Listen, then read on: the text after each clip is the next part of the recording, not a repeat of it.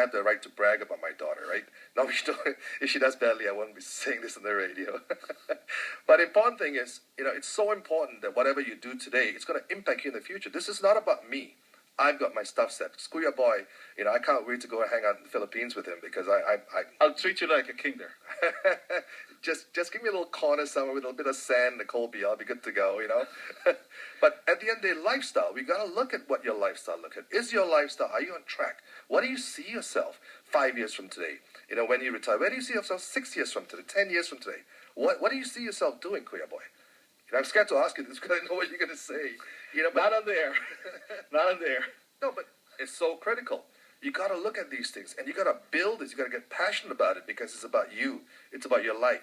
We're so worried about bills and paying off these mortgages with after-tax dollars that we've given up one thing, this largest single standing liability, yourself. Who's going to look after you, right? Mm-hmm. So let's start thinking about this. So what's the 5 years going to look like? When you retire, who are you going to hang out with? What kind of people are you going to hang out with, Kuya Boy? I think at this point in time, really mostly family. Okay, because I left most of my friends back in the Philippines.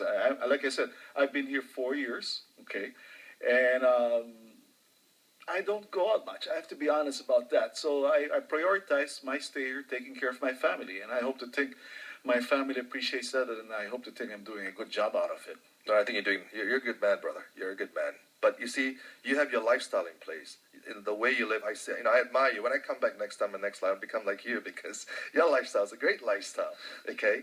But out there, all you listeners down there, start looking. Sit down with your spouse. Build this great relationship with her and talk about the future. Look at your assets. Look at what you're sitting on. What kind of homes you guys have. Is your equity growing? Are you eating into your equity? Are you getting a second and third mortgage? If that's, I met a couple of people within the community where I told them, you are going to lose your house within the next 24 months because you're in your second and third mortgages. They still don't want to sell their homes. They would rather lose their house than put $170,000 or $180,000 in their pocket. That's how attached people are to their real estate, and they're giving up on one thing, themselves, their lifestyle. Yeah, well, I don't.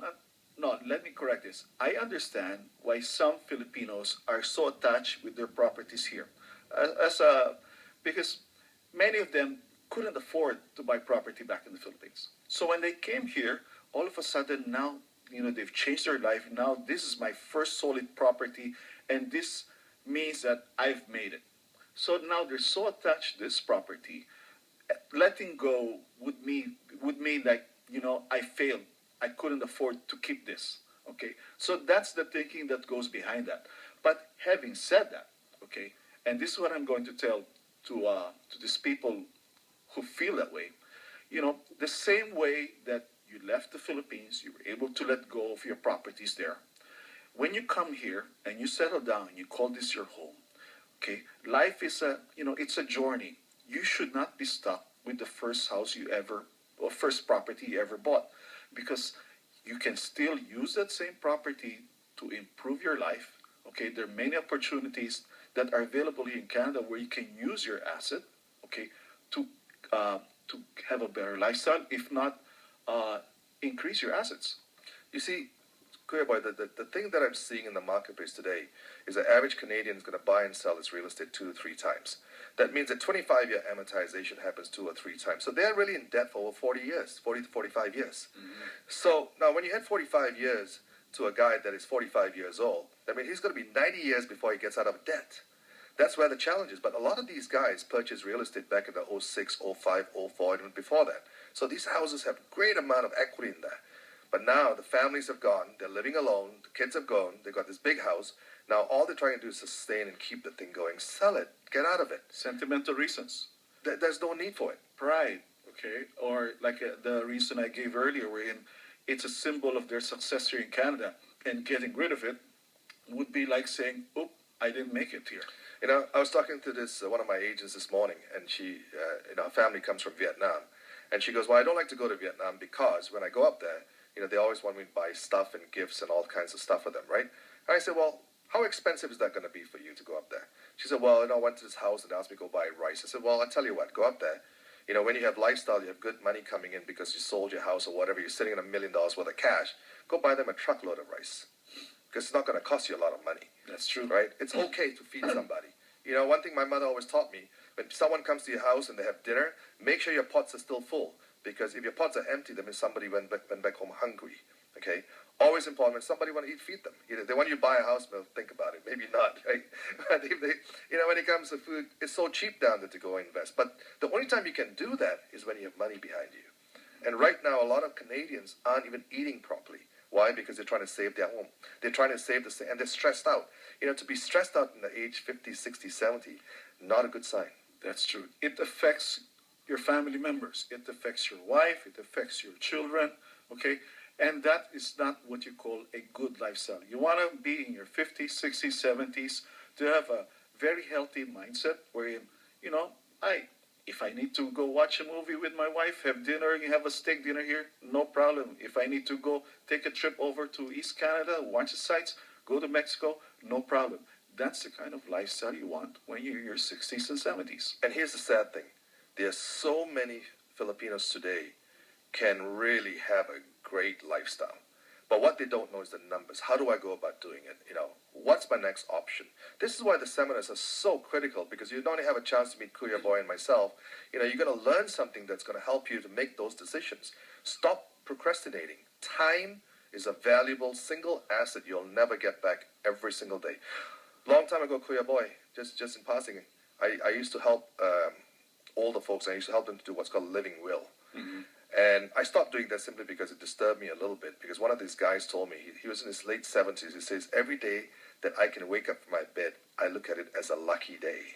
Yeah, that is so true. Okay? Well, if I may say so, you don't have to be old. I start every morning with a prayer and say, thank you, Lord, for this day. And then I go to the usual prayers I do every morning, okay?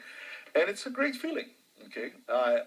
Wherever I am, okay? That's how I've grown up to be. I thank the Lord for every single day of my life. There you go. There you go. So now that the Lord has given you so much time, He's given you not an infinite amount, He's given you a finite amount of time. Start planning. This is so critical. They said there's one baby boomer turning 60 every 8 seconds. When I saw that number, I was floored. I did not realize the capacity of it. And you know what? 70% of them are going into retirement in debt. That is the most frightening thing, Kuya Boy. 70% of these 60-year-old guys that are turning 60 every 8 seconds are going into debt. Why? Kids have grown up, right? Mm-hmm. Wedding. So guess where the money came from? The house. The house, okay? Right. Uh-huh. The grandchildren, whatever it is, came from the house. Okay? Right. The guy's going to go to university, came from the house. Okay? He needs a down payment for his house, came from the house. Now suddenly he's 65 years old going, oh my God. I still have this outstanding mortgage, which I should have paid off 15 years ago, but because of all of these things, I'm still paying my mortgage. Exactly. So I'm going to have to pay my mortgage until I am 85 years old. But I don't have any more income to pay for the mortgage. That's sad. You know, this is coming. Everybody sit down, look at your numbers, look at your family, take a look, plan for this. It is not only fun, it's not frightening. If you don't understand this, this is what we're here for. Give us a call, 778-554-114. And if you don't want to make the call, come to the seminar, okay?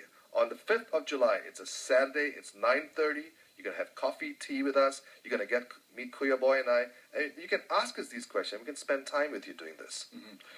Alam mo nyo, sa pag-attend po ng seminar, marami yung sa ating mga kababayan dito. It doesn't matter whether you just arrived or you've been here for several years in Canada, marami yung kayo matutunan. Alam ho naman nyo, iba ho ang takbo ng sistema ng gobyerno at mga finances dito sa Canada. Just a perfect example. RRSP. That if there's one example really that's a smart thing to do that all Filipino Canadians should do, that's get an RRSP. But the sad part is less than 5% of Filipino Canadians all over Canada has an RRSP account. And that is so wrong. Of course. You know, and most of us, we look at these things as if it's an expense. Saving is not an expense. It's the future. It's when you're not working, you've created this little nest egg for yourself. You know, so saving is money you're going to send ahead. So you're going to meet it later. And for us to say that this is something that we cannot do does not make any sense to me. You know, what's unique is when I met a couple of clients over the last week from the show, A few of my clients, or the people that attended the show, our seminar last time, they did not realize that financially we could make them retire next month. Mm. They had no idea that their asset base was that big that I could tell them. I asked this gentleman, I said, when do you want to retire? He said, when I'm 60 years old. I said, why? Because based on the numbers I see here, I can retire you next month. And he went quiet. He could not believe it. Okay? That's the unique thing with working with people like us, because we'll show you those numbers. You can go verify what we're talking about. At the same time, it gives you options. So I hope you're listening down there. You know who you are. I think I know the gentleman. Go out there and enjoy your retirement. Retirement is not about getting old. It's about staying young. That's what it's all about. Staying young, feeling young, and having a great lifestyle. Exactly. When you don't have to worry about your stress, you don't have to worry about where your next dollar is going to come from. You don't have to report work at 8 o'clock in the morning and listen to your boss. All that's done. You did that for 30 years or 40 years. And all you have to do is open your radio from 1 o'clock every afternoon on Saturday and listen to us. That's all you have to do. Well, at least we're getting the word out there. When people attend the seminar, it gives us an indication on how many people are listening to this show.